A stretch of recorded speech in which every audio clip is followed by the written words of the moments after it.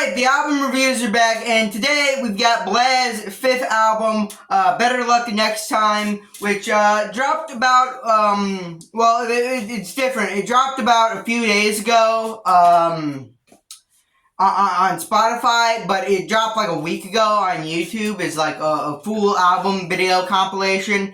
I'm reviewing that for this video, because I don't really use Spotify. I just use the YouTube thing. But anyways, yeah, let's get right into it. Now, to give context for who Blehh is, he's an incel-core artist that started making music in 2024. It is a little hard to know the exact date because he has admitted to going back and deleting songs off SoundCloud, but the earliest DSP release from him is in 2024. He also released his debut self-titled album that year, but 2025 was really the year where he blew up with hits like I'm Yours Forever, X from 22, and The Girl I Like, all gaining a lot of popularity, a lot of streams, and, bringing his clout to the next level, really. He also released 3 albums and 2 EPs, which, is kind of impressive. But, this is his 5th album, first of this year. And, I wanted to review it. I wanted to check it out. Is this another quality Blehh project, or has he let the fame get to his head and now he's just putting out whatever will make him the most cash? Also, by the way, I do want to clarify, I am, slightly biased. Me and Blehh have, a pseudo-history, and by that I mean not really. He commented on, a few of my videos, and that was really nice of him. And he also commented on a diss track someone made about me, saying, hey, Kyle's my friend. So, no matter what I say, this is actually the best album ever, and shout out to Blehh. But anyways, let's jump right into this. And, off the bat, it does have a very, consistent sound, kind of this, really glitchy pop punk mixed with kind of, hyper pop-esque auto-tuned vocals.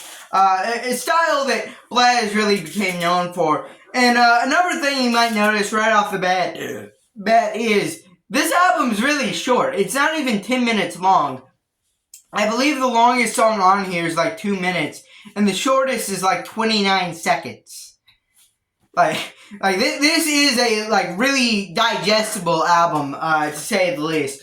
And I think for most of these songs, they actually do work with that pretty well. A lot of Blehh songs is about just hitting you with a big burst of energy for a really short period of time, really just packing as much as he can into a short time span. But I feel like there's also a lot of songs that this really does kind of mess with a little, Please Don't Leave. I feel like could have been 40 seconds longer. Its current runtime's a minute and 2 seconds.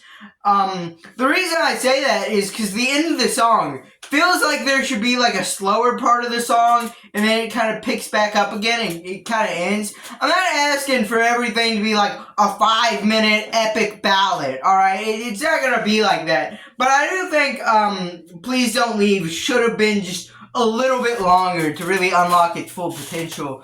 And, it's also kind of funny that it's that short, because the track that precedes it's labeled Demo 1000, so I'm assuming that it's a demo, aka not finished, and it sounds more finished than the last track. It's longer than the last track.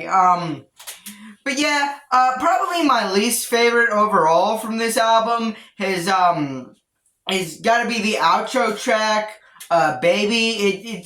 It's really just bit crushed for no reason, to the point where it kind of comes across as unpleasant. It kind of sounds like the hard drive he was storing this song in fell into a puddle of water for a short period of time. He picked it back up and he's like, it's okay, and then released it. It sounds like that could be the backstory behind this song.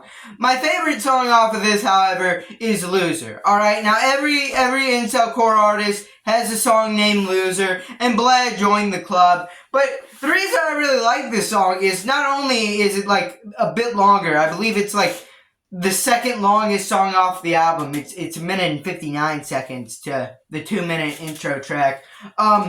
But also, like, we do get some, like, actual pretty impressive vocal range from Blehh here. Really being able to hit those high notes. And just, like, deliver a very fun track. Kind of funny bars in there as well. Very well written.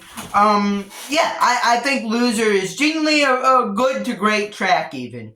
But yeah, overall, I didn't hate this album. I also didn't really feel that strongly either. Again, I feel like it could have been fleshed out a little bit. If this project's runtime was maybe more along the lines of 11 or 12 minutes, I'd probably go as high as like maybe an 8, maybe like a low 9. Mr. Fantano talking over here. But in its current state, I'm probably going to have to give it like, if we're using like the Fantano scoring system, maybe like a light 7, light to decent 7 is where I'm feeling on the scoreboard. Maybe like a 7.4, maybe you can call it. There again, not a bad album. I don't think anyone would consider a 7.4 bad. I believe it's like a C in school, at least the way I'm going to school. We go on like a 10-point block, and it's like kind of a C. So, say not bad. You're passing the class. I think it's a fine album. I think it's perfectly serviceable. I think it definitely has its high points. Definitely a low point towards the end there with Baby. But yeah, I think it's an overall pretty fine album. Pretty good album, actually. So yeah, tell me your thoughts on the album. Maybe give me some albums to review. And also leave a like, subscribe, comment down below, and bye.